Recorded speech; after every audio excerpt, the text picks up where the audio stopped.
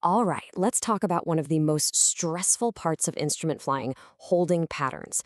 But what if I told you there's a ridiculously simple, completely foolproof method that works every single time, especially when the pressure's on? Let's dive in. For any pilot, this phrase right here is probably the one thing you never want to hear from air traffic control. It's the kind of clearance that makes your heart just stop for a second. Why? Because hold present position means you have exactly zero time to plan. And that's the whole problem, isn't it? You're there right now. All the usual tricks, like the pencil method or other mnemonics, they all need a little time while you're flying towards the fix. But when you're already on top of it, that time is gone. This is where most methods just fall apart, and this is exactly where our method shines. To show you just how powerful this technique really is, I want to tell you a quick, true story about a student pilot who was, well, let's just say she was really struggling. So we'll call her Lieutenant Snuffy. She was having a seriously tough time with her instrument reading. You know how it is. The concepts kind of make sense on the ground, but trying to apply them in the cockpit under pressure, that's a whole different beast. So get this, I taught her the exact method we're about to go over today. We practiced it on the ground, and then we went flying. And I kid you not, on approach, ATC hits us with that exact clearance. Hold present position. My hand immediately started moving for the controls, ready to save the day. But before I could do a thing, she just calmly puts her hand up and says, "Sir, I got this." And you know what? She did. She absolutely nailed the holding entry. Perfect. On her very first try. Just a few hours after learning how to do it. But here's where the story gets really good. A little while later, she was on an elimination check ride. This was it, her last shot to stay in the program. And she'd already made a huge bust-worthy error. The whole flight seemed like a lost cause. Then, they get another hold present position clearance.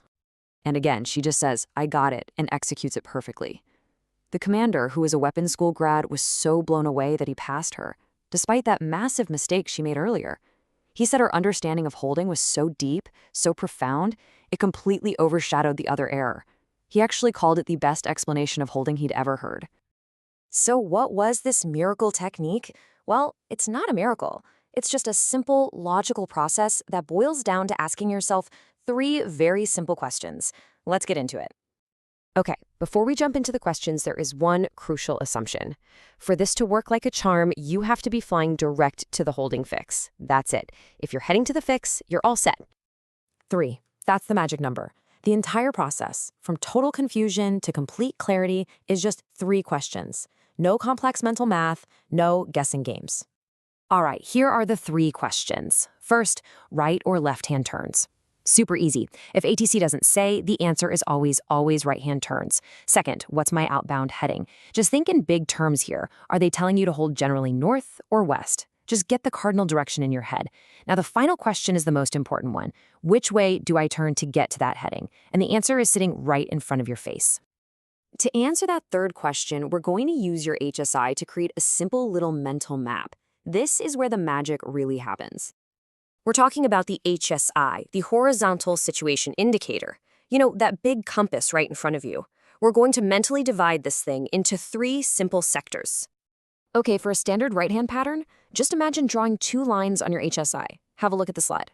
The first line is kind of diagonal. It goes from 20 degrees above the right side across to 20 degrees below the left side. The second line is even easier. It just goes straight down from the top.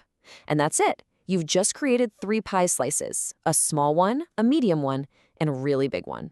Now, each of those slices tells you exactly which entry to fly. And it's always the same.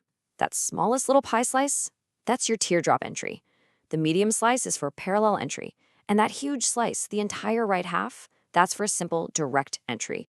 So the process is dead simple. You figure out which of those 3 pie slices your assigned outbound heading falls into. That slice tells you exactly what to do first. If your heading is in the big direct slice, all your turns are to the right. Easy peasy. If it's in the teardrop slice, you make one initial turn to get on your teardrop course, and then after that, it's all right turns. And if it's in the parallel slice, you make an initial turn away from the holding pattern, then turn back in. But after that very first entry maneuver, you're always back to just making standard right-hand turns. So why is this method so darn effective? It's not just some parlor trick.